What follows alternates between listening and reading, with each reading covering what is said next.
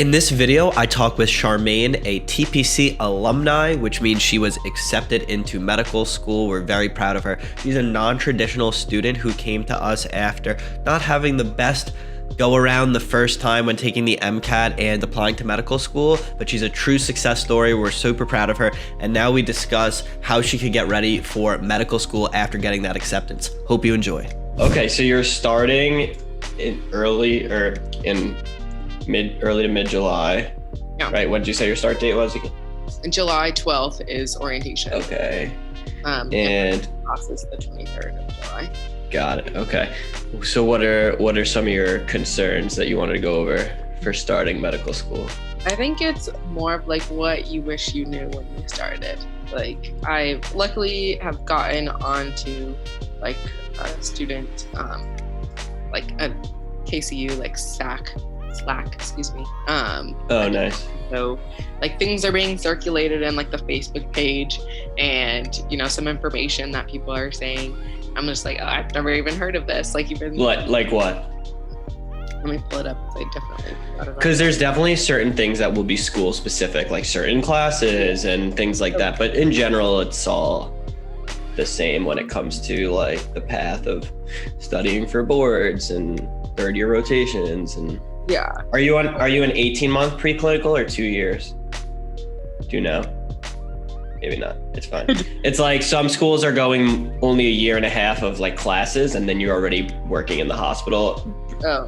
Where others are, which are more traditional, was 2 years preclinical, basically like college, but med school, and then 2 years where you're in the hospital. Yeah, I think it's the 2. Okay. You do. Somebody asked about whether it would be wise to invest in BNB, Osmosis. Oh, okay. Yeah. So these are the things you're not going to know about that. Yeah. So those are all resources that medical students use for help with their classes and then also for the board exams. So in the same way that, TPC puts out like some like different pre-med content, these are like those types of resources. Yeah. So BNB is Boards and Beyond. Okay. I think the guy's name is Dr. Ryan, but I don't want to get that wrong. He's a really good teacher, and it's just very straight to the point videos on different topics that you would need to know for medical school and your board exams. It's much more condensed, so I think it's a good primer for classes. It probably won't be everything you need for, let's say, to pass the class or to do well in the class, because each class, whoever's running it, they'll test based off the random things that they put into that class. Yeah. But for boards prep, particularly, his videos are really good. Okay.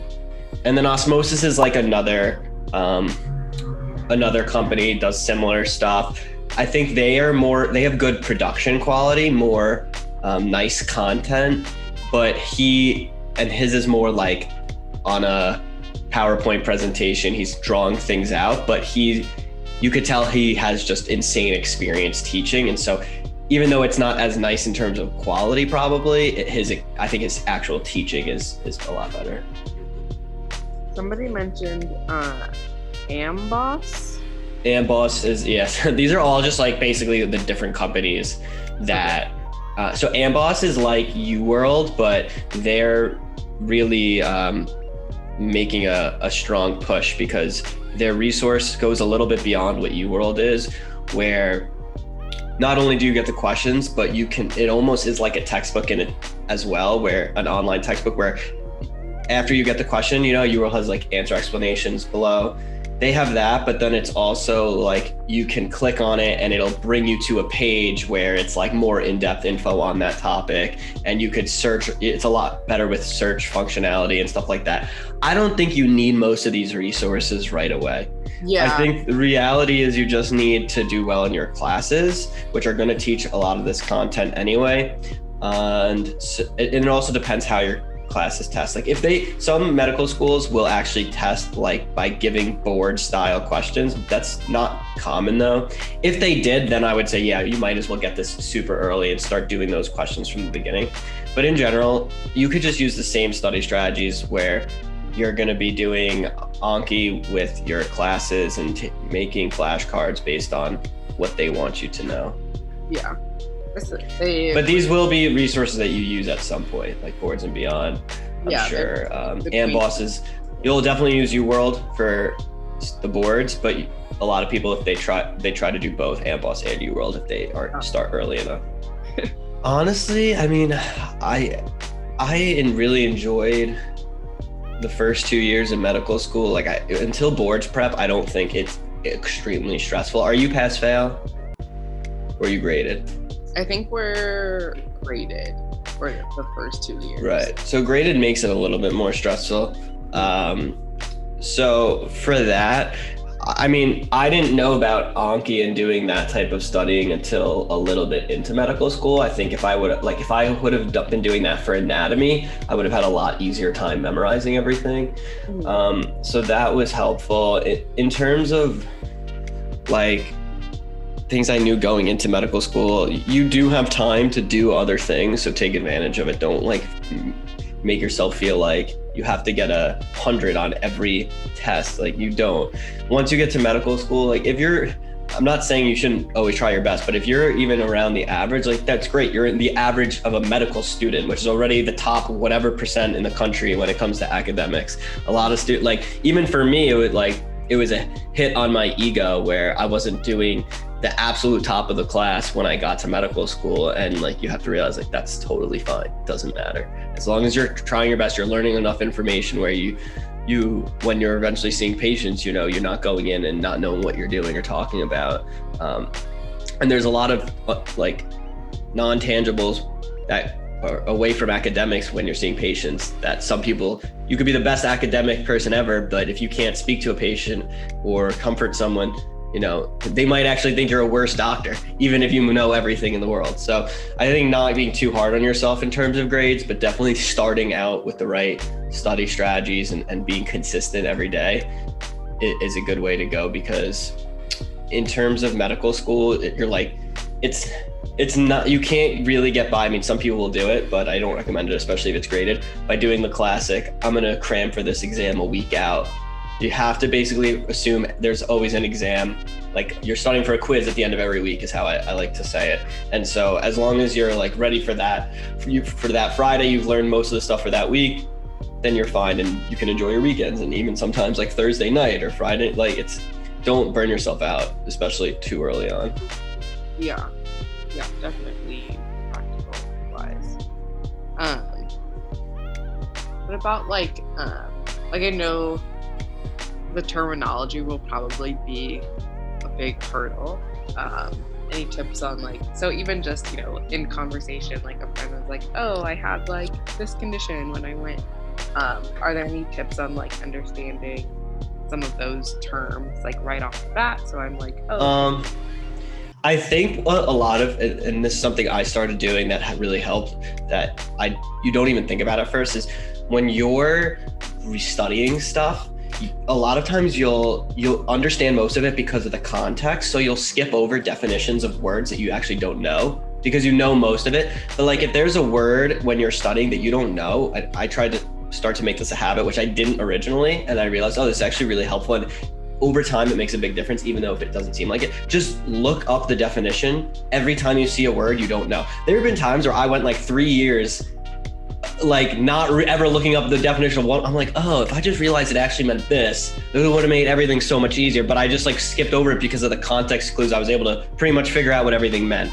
I'm trying to think of a good example for that, but like certain like just random terminology that you will see that you're just going to gloss over because you understand most of it. Just make a list and just look it up, Google it quickly, and then continue on with your studying. It'll just make everything make more sense.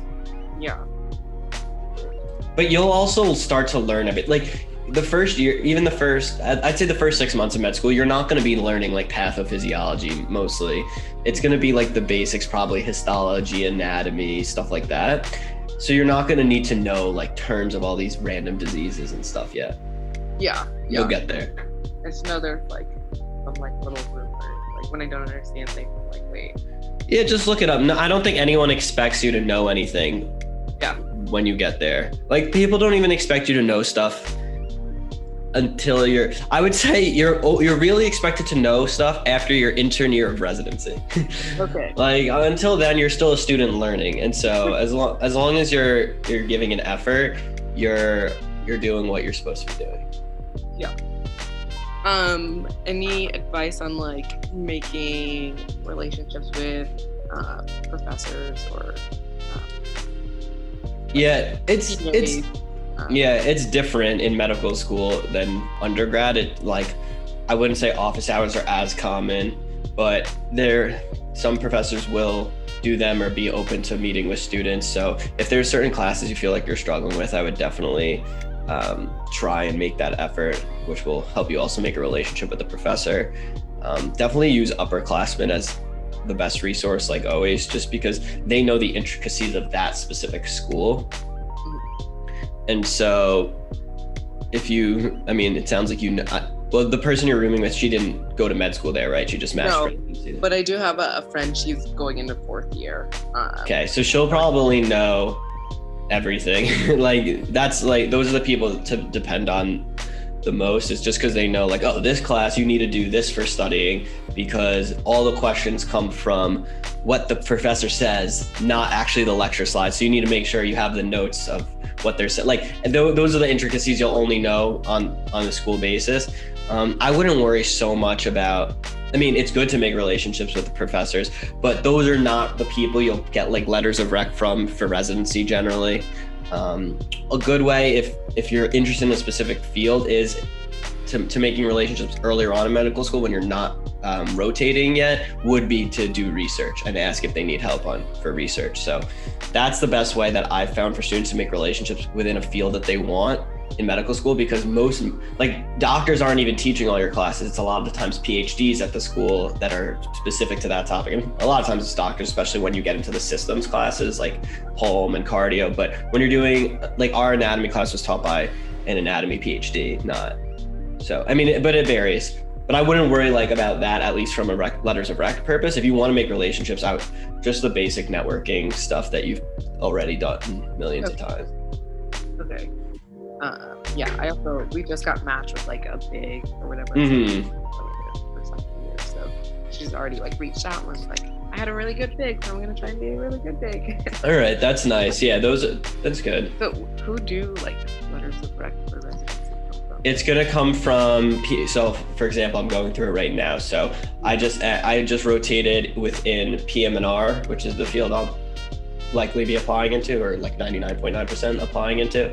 And so I asked for a letter of rec from the one of the physicians that I worked with on that rotation, but she's also the assistant director for the residency program. So, those are the types of people you'll want to try and ask for letters of, but even any physician in that field also works. Then I got one from my PI that I did research in, even though technically it's not that field, I was doing research with them. And then I'll do an away rotation. So I might try to get one on an away rotation. So you really don't have to worry about letters like that until you're rotating 3rd year. Yeah. Okay. There have been circulations about what type of stethoscope to get. I've heard multiple. Is your school providing you with one? No. So we have to get our own med kits, which are we did too. The only thing we got was a stethoscope, and wasn't even a nice one, so everyone ends up getting their own anyway. I just got the Littman, which I think is nice, and it's lighter. There's a really fancy one, the heart, the one the cardiologists use. I don't think you need that one. Let me see which one. But it's just nice because it's lighter. I recommend, honestly, I haven't gotten one, but I should. There's this, you can get it on Amazon. It's a clip that goes onto the side of your scrubs or pants that you could put the stethoscope in, because you would think just wearing it around your neck won't hurt your shoulders, but after you're doing it for such a long time, it does. Yeah. That, and if you have heavy stuff in your white coat pockets, all of a sudden I'll be why does my upper traps hurt? And it's that's why. I'm already feeling that from moving, man. Yeah, exactly. Yeah, I think it was the 3M Littman Or no, that's a digital one. Or just a classic Littman. Classic? Okay, Yeah, that's some fine. people said like either the cardiology one or the classic one. Yeah, well, you don't need a cardiology one. I mean, it's just more money, I think. So, unless you're maybe going into cardiology. I mean, even then, like they might be like, all right, that seems a little intense for now. Yeah. I mean, honestly, it's not as like you've done school for many years. It's really no different. The only difference is the material and the pace that the material comes at you. But like I mean, everyone has their own way of studying, obviously. I see that a lot of students end up giving in and use Anki anyway, like once they start boards prep or whatever. So like, I wish I started that in the beginning, but sometimes then people become too dependent on it. It's not the only thing, but if you get a bunch of information that you need to memorize fast, and one thing that's nice is I know a lot of schools, like someone in the class above probably already has like a deck that is made based on that class. And if you can get a hold of that, you don't have to make the card, you're just doing it. And if you do a little bit every day, you feel a lot more comfortable going into those exams. And then, yeah, just try to figure out like what that professor will test you on. The same stuff I say for like pre-med advising, it kind of applies for the classes in med school. Any advice on how to stay attentive for like, a full 8-hour day of learning? I mean, I'll be honest with you. Do you know if they have recorded lectures and if class is required? I imagine they do. I'm sure it's recorded. So, I mean, just from the sheer fact, like my class is huge. Like there's 260 of us. So I'm pretty sure that it's recorded, but I know that because they have 2 campuses, some instructors will be from the like Joplin campus and some will be in Kansas City. So I think that they record everything. Yeah, that makes sense. I mean, most med schools do at this point. I just wasn't sure if class is required, because I'll be honest with you, most students after year 1 start dwindling from actually attending live class, because you realize that it's much more efficient to get up, study the actual content, like where you're either making Cornell notes where you're testing yourself, or you're putting them into Anki cards and doing the Anki cards, and then you're watching the lecture on like 1.5 or 2 speed after as like a second pass through, and really just picking up on the points that the professor says now that you already have an understanding. And in that case, you're actually getting through it a lot faster. I think the key will be to get dedicated study blocks when you're self-studying. So make sure you're doing like, all right, I'm going to study for 2 or 3 hours. In that 3 hours, I'm going to take a couple 30-minute breaks. But I know like these 3 hours, I'm not going to have my phone with me. I'm not going to be like distracted by anything. If you can do good study blocks like that, that's more important than like honestly paying attention in class, because sitting in an hour-and-a-half lecture, it is difficult to pay attention, especially if the professor's moving slow, or it's like, I don't really understand what's going on here, so I wish I studied before. And that's why a lot of students end up just watching the recordings. And I think it's more efficient that way. Some students need they can't do it because they won't go and self-study, so they feel like they need to go into class to hold themselves accountable. So you have to like figure out, if that's you and what works best. But it's tough to sit in class 8 hours a day and pay attention the entire time. And then like study after that. Like that's why most by after year 1, even probably into year 1, I was like waking up early and then studying on my own and then watching the recording after. Okay. Yeah. My mom was like, you should find some healthy energy drinks. I mean, I don't think you need to be like staying up till 3 a.m. If you study well, like you can be getting good sleep every single day. Like you should. You're gonna perform better if you do. Yeah, very true.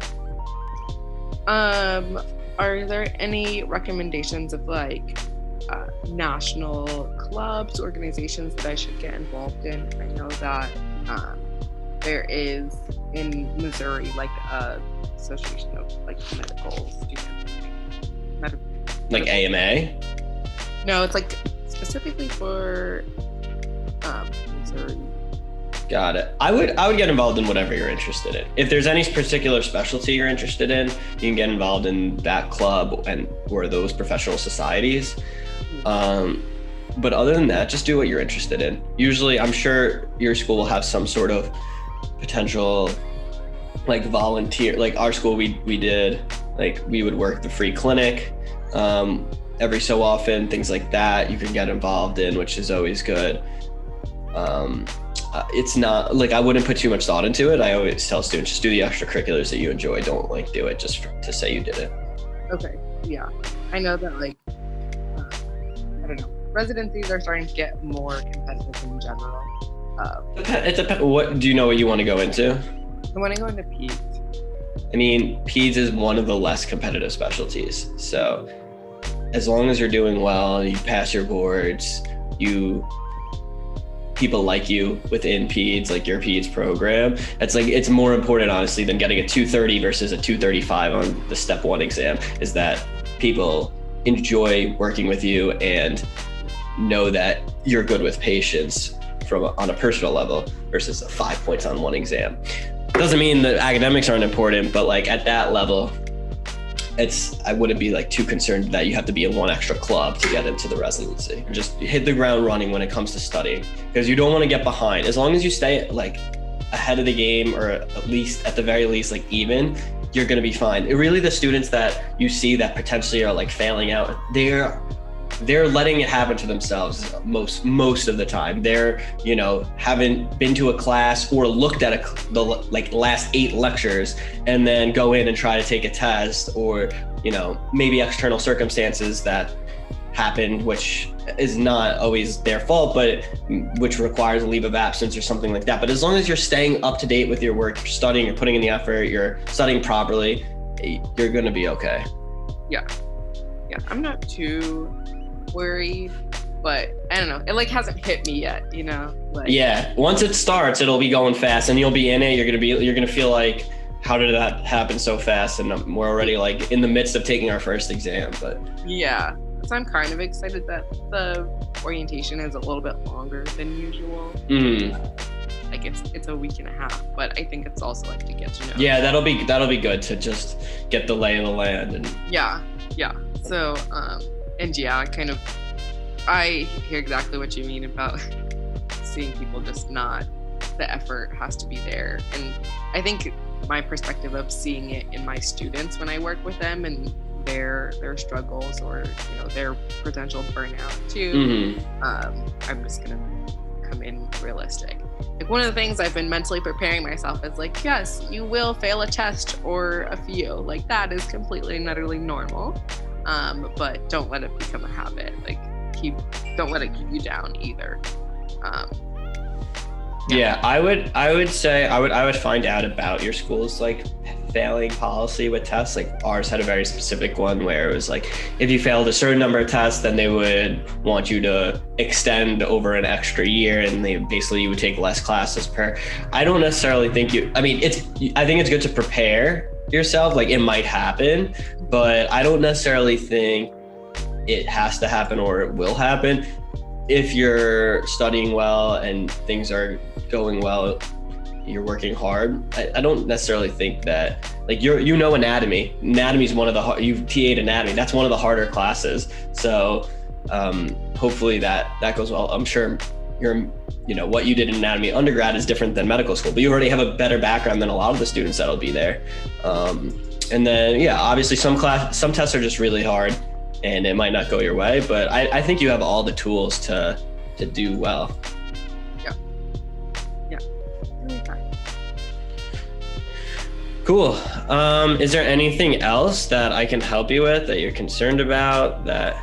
I think I'm good right now. I have anything I don't know. Yeah, you could always reach out. I think now you're officially a TPC alumni because you're starting medical school. We have to make an alumni group. Yeah, absolutely. Why isn't there one already? I don't know. That's a great question. It'll be a good network to have. Yeah. Other than that, I saw you like writing a couple of messages to some concerned students in the group, so thank you for that. If there's anything I could do for you, let me know. I'm definitely around. You could always reach me on Slack, you know that. And yeah, good luck. I think you'll have a lot. Honestly, starting medical school it's a very exciting time.